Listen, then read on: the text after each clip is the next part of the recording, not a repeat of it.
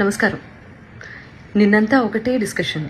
Singer Pravasthi, పాడతా తీయగా judges, జ్ఞాపిక productions, ETV సంస్థ, పాడతా తీయగా రకరకాల ఛానల్స్లో రకరకాల వార్తలు ప్రసరించారు.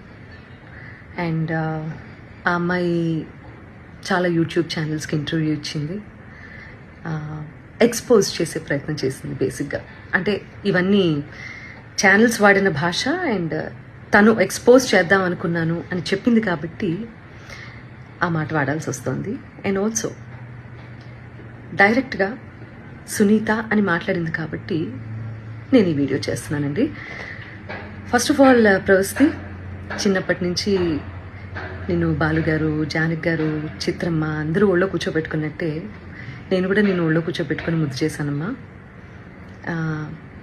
ఇప్పుడు నీకు 19 ఏళ్ళు కదా, అలాగే ఒళ్ళో కూర్చోబెట్టుకుని ముద్దు చేస్తే బాగుండదు కదా. చిన్నప్పుడు చాలా బాగా పాడావు అనే దానికంటే చాలా ముద్దుగా పాడావు అనేవారు. నీకు గుర్తుందో లేదో? ముద్దుగా ఉండేదానివి, ముద్దుగా పాడేదానివి, చాలా బాగా పాడేదానివి. చిన్నప్పుడు పాడినట్టు 19 ఏళ్ళకు కూడా కన్సిస్టెన్సీ మెయింటైన్ చేసి ఉంటే సంతోషించే వాళ్ళల్లో మొట్టమొదటి వ్యక్తి నేనే అవుతాను. ఎందుకంటే మా ప్రవస్తి, మా శ్రీలలిత, మా ప్రణతి, మా గాయత్రి అని మేమే ఎక్కువ చెప్పుకొని మురిసిపోయే పిచ్చివాళ్ళం మేము.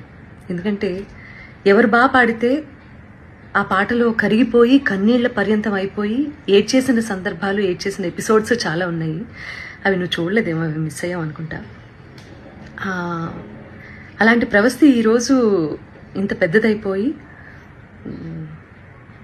రోడ్ మీదకి వెళ్ళి ఇంతమందితో మాట్లాడి తన బాధలు వెళ్ళగక్కుని మమ్మల్ని మా గురించి చర్చించే స్థాయికి ఎదిగింది అంటే నాకు కొంచెం అసంతృప్తిగా కూడా ఉంది.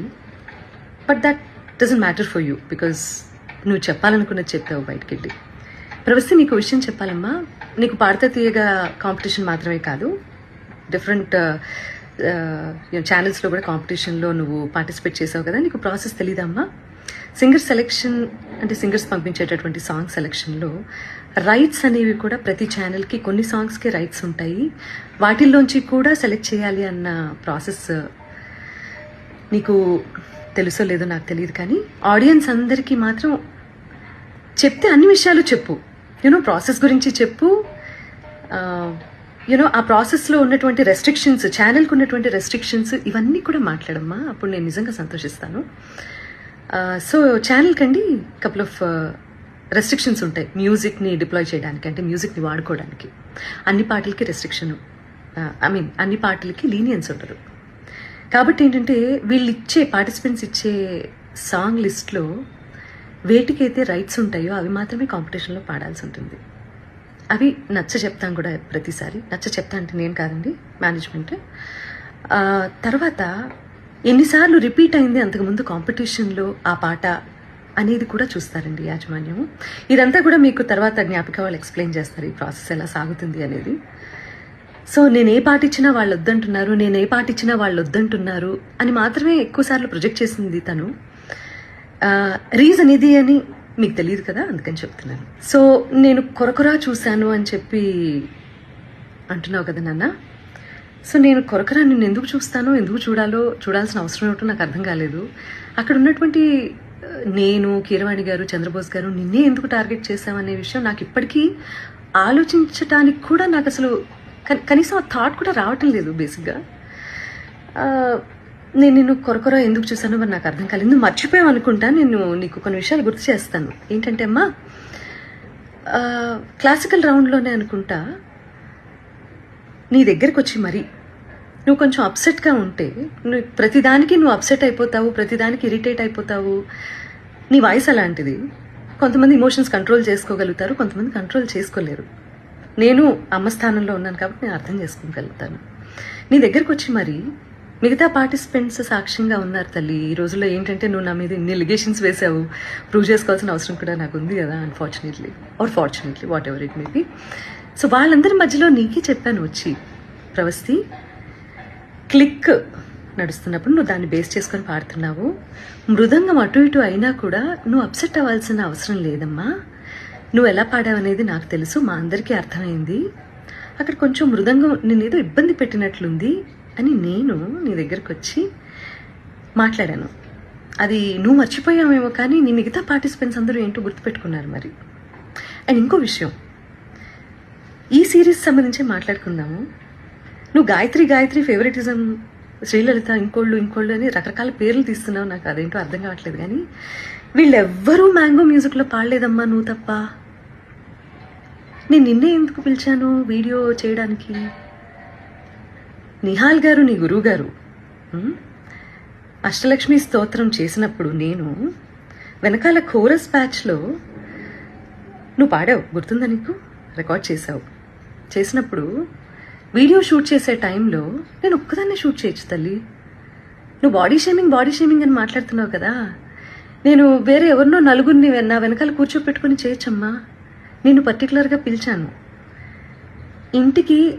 పాపం ఒంటరిగా నువ్వు మీ అమ్మగారు వెళ్తారు, అయ్యో లేదు అలా కాదు అని చెప్పి మా వాళ్ళు ఏదో ఏర్పాట్లు చేసి దగ్గరుండి పంపించారు నీకు. ఇవన్నీ మర్చిపోతే ఎలా తల్లి నువ్వు? తప్పు కదా. కీరవాణి గారు పెళ్లి గురించి, అందులో కచేరీ గురించి మాట్లాడారు అని చెప్పి నువ్వు ఒక రెవల్యూషనరీ స్టేట్మెంట్స్ ఏవో పాస్ చేసావు కదా. పెళ్లిళ్ళలో నేను కూడా పాడతాను, ఓకే?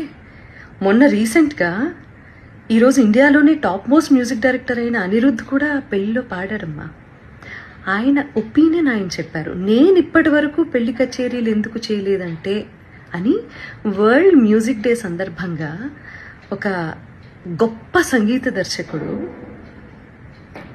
ఆయన పాయింట్ ఆఫ్ వ్యూ ఏంటనేది ఆయన ఎక్స్ప్లెయిన్ చేస్తే, నీలో ఉన్న ఇన్ఫీరియారిటీ కాంప్లెక్స్ మూలంగా అది నిన్నే అంటున్నారు అని అనుకొని అది నువ్వు ఓన్ చేసుకోవటం తప్పు కదా తల్లి. అసలు ఎవరన్నా ఫీల్ అవ్వాలి అంటే ఫస్ట్ నేను ఫీల్ అవ్వాలి ఆ ముక్కకి.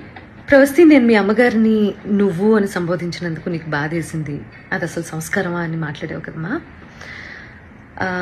ఎలిమినేషన్ జరిగిన వెంటనే మీ ఇద్దరు పేర్లు అనౌన్స్ చేసిన తర్వాత ఆవిడ స్టేజ్ దగ్గరకు వచ్చి నీ చేతిలో ఉన్న ట్రోఫీ, అసలు ఇది నీ చేతిలో ఉండాల్సిన ట్రోఫీ కాదు, అది ఇచ్చేసేయి అని చాలా ఎమోషనల్ డ్రామా క్రియేట్ చేసి చరణ్ గారి చేతిలో ఉన్నటువంటి మైక్ లాక్కోవడానికి ప్రయత్నం చేసి, ఆ తర్వాత వెనక్కి వస్తూ నేను అక్కడ కూర్చున్నప్పుడు నీ మూలంగానే నువ్వే మోసగత్తెవి ఇలా నా మొహం మీద ఇలా పెట్టి మాట్లాడినప్పుడు అది కరెక్ట్ అనిపించిందమ్మా నీకు?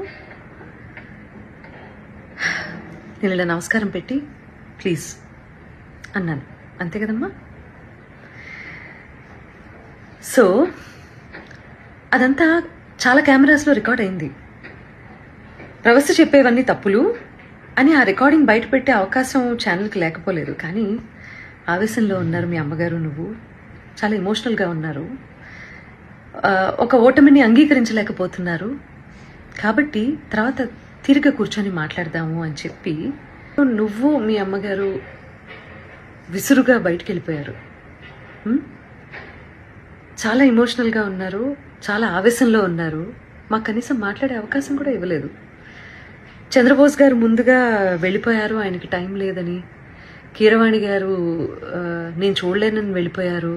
సునీత గారు నా ఎలిమినేషన్ చూడడం కోసమే కూర్చున్నారు. చాలా తప్పు మాట్లాడావమ్మా, చాలా చాలా తప్పు మాట్లాడావు. ఎవరు ఎలిమినేట్ అయితేనో, ఎవరన్నా ఒకళ్ళు జీవితంలో ఓడిపోతేనో సంతోషించేంత నీచమైన క్యారెక్టర్ నాది కాదు. ఈ మాట నీ మూలంగా ఇవాళ చెప్పుకోవాల్సి వస్తుంది. నేను చాలా బాధలు పడ్డాను, నేను కష్టాలు పడ్డాను జీవితంలో.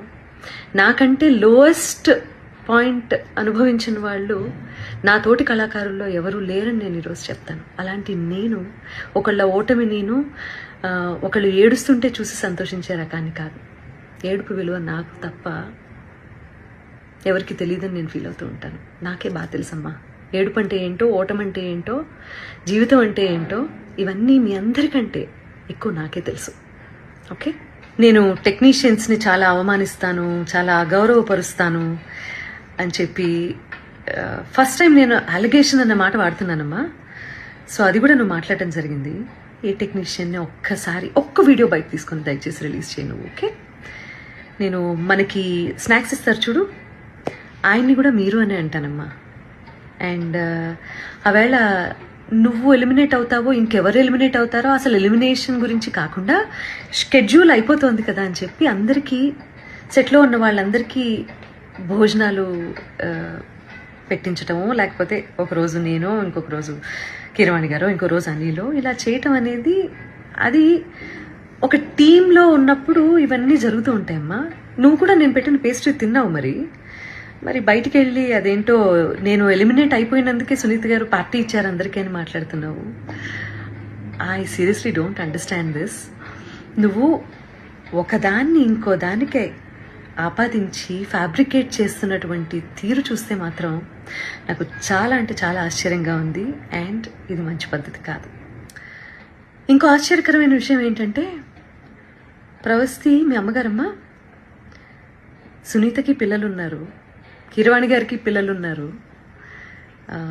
అనిల్ ప్రవీణ వాళ్ళకి పిల్లలు ఉన్నారు, నాశనం అయిపోతారు అన్న శాపనార్థాలు కూడా పడాల్సిన పరిస్థితి వచ్చింది మాకు. ఫైనల్గా కాంపిటీషన్ అన్నప్పుడు ఓటమి ఉంటుంది, గెలుపు ఉంటుంది. ఫస్ట్ ప్లేస్లో ఒకళ్ళే ఉంటారు, సెకండ్ ప్లేస్ ఉంటుంది, థర్డ్ ప్లేస్ ఉంటుంది.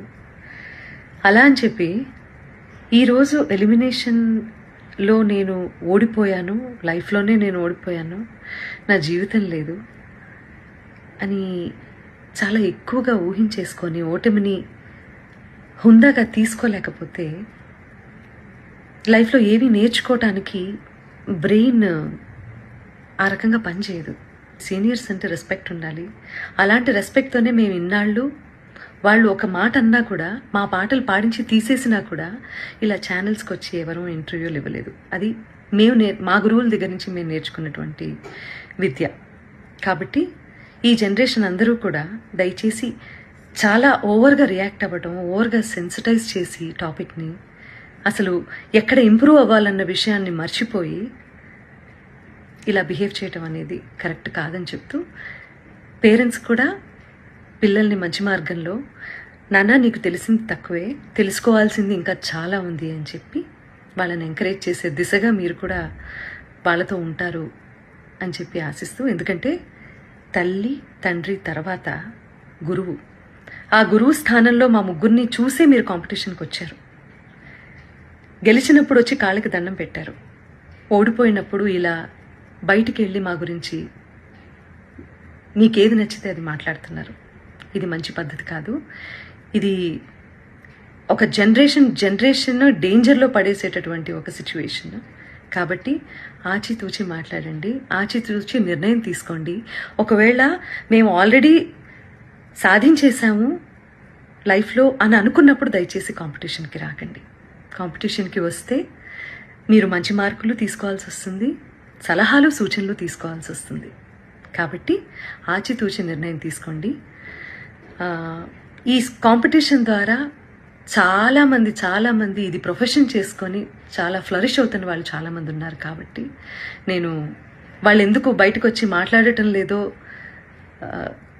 అఫ్కోర్స్ ఈరోజు సోషల్ మీడియాలో కింద కామెంట్సే కదా ఇంపార్టెంట్, వాటికి భయపడుతున్నారేమో నాకు తెలీదు. బట్ వాళ్ళందరూ కూడా వచ్చి మాట్లాడితే బాగుంటుంది. మంచి చేసింది కదా కాంపిటీషన్, మీకు మాట్లాడిన దాని గురించి కూడా. ప్రవస్తి, ఇప్పటికి కూడా నేను నీకు చెప్పేది ఒకటే, మేమందరూ నీ మంచినే కోరుకుంటాము. చిన్నప్పటి నుంచి ముద్దు చేసామన్నావు కదా, అలాగే ఇప్పుడు కూడా అదే తల్లి హృదయంతో నీకు చెప్తున్నాను నేను. నువ్వు ఆవేశంలో ఉన్నావు, కొంచెం కూల్గా ఆలోచించి జీవితంలో సరైన నిర్ణయాలు తీసుకొని మంచి గురువు దగ్గర సాధన చేసి మంచి మంచి పాటలు పాడి సంగీత ప్రపంచంలో నీకంటూ ఒక మార్క్ క్రియేట్ చేసుకుంటామని నేను కోరుకుంటున్నాను. ఎందుకంటే దేన్నైనా ఎవరైనా ఆపేంత కెపాసిటీ ఇక్కడ లేదమ్మా. ఎవరి టాలెంట్ని తొక్కేయలేరు, ఆపేయలేరు. అర్థమైందా? దానికి బెస్ట్ ఎగ్జాంపుల్స్ చాలామంది జీవిత చరిత్రలు ఉన్నాయి. వీలైతే నీకు టైం ఉంటే అవన్నీ ఒకసారి చదువు తీరిగ్గా, నీకే అర్థమవుతుంది. Okay, I wish you all the best and please take care.